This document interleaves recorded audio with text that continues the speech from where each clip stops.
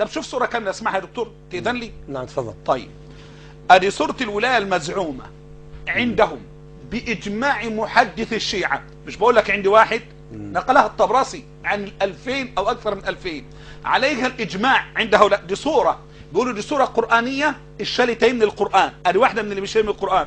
أنا عايز الجمهور من المشاهدين من المشاهدات من الآباء من الأمهات من الإخوان من الأخوات من الأبناء من البنات التركيز معي. عايز عوام الشيعة لأننا حريصون عليكم كحرصنا على أهلنا من أهل السنة. نحن نحبكم، نحن نتعاطف معكم وندعوكم إلى الجنان، نحن نأخذ بأيديكم من هذا الظلام فكونوا معنا يرحمكم الله. أهو سورة الولاية المزعومة يا دكتور، اسمها الولاية المزعومة من كتاب فصل الخطاب. يا أيها الذين آمنوا آمنوا بالنورين أنزلناهما يتلوان عليكم آيات ويحذرانكم عذاب يوم عظيم. حتى تشوف الركاكة والكلام، لأن يعني مع احترامي كلام ده كلام مش بشر، لا مع احترامي كلام واحد جاهل باللغة العربية، جاهل بالأساليب البلاغية، لا يستطيع حتى ربط الأفكار، وسترى الأخطاء حتى اللغوية الفظيعة التي لا يقع فيها التلميذ. يا أيها الذين آمنوا آمنوا بالنورين أنزلناهما يتلوان عليكم آياتي ويحذرانكم عذاب يوم عظيم. نوران بعضهما من بعض وأنا السميع العليم. إن الذين يوفون ورسول، أنا عايز أشوف ورسوله دي، إن الذين يوفون ورسوله تمشي إزاي؟ إن الذين يوفون ورسوله الجملة مفتوحة غير واضحة، غير واضحة بالكلية. لو جاء ما قبل الرسول مثلا الله جل وعلا ثم عقب وعطف بالرسول، إنما إن الذين يوفون ورسوله في آيات لهم جنات النعيم. حتى في آيات إيه؟ آيات إيه دي؟ في آيات لهم جنات النعيم.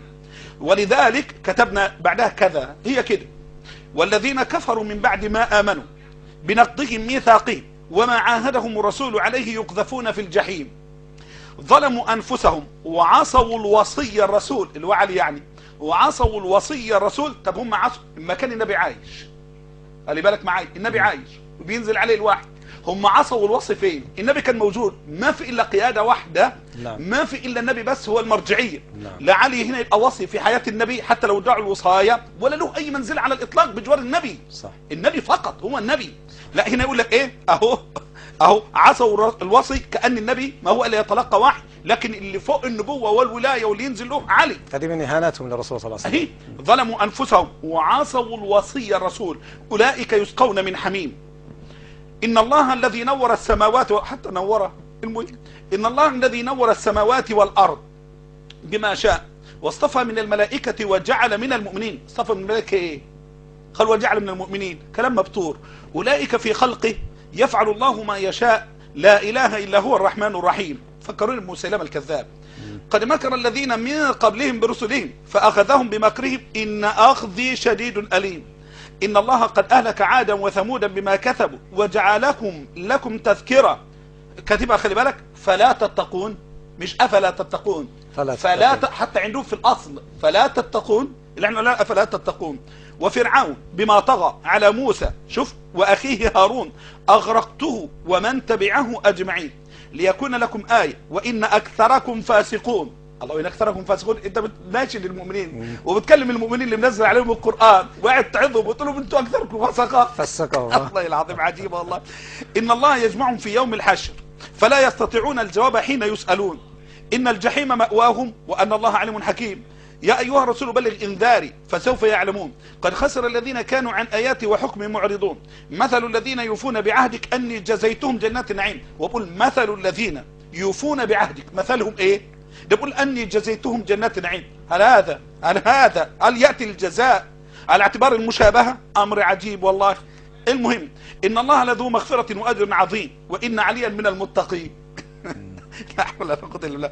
وإنا لنوفينه حقه يوم الدين ما نحن عن ظلمه بغافلين. خلي بالك، عن ظلمه يعني علي ظالم، جعلوا عليا ظالما. يعني كان يقول ايه؟ عن الظلم الذي وقع عليه.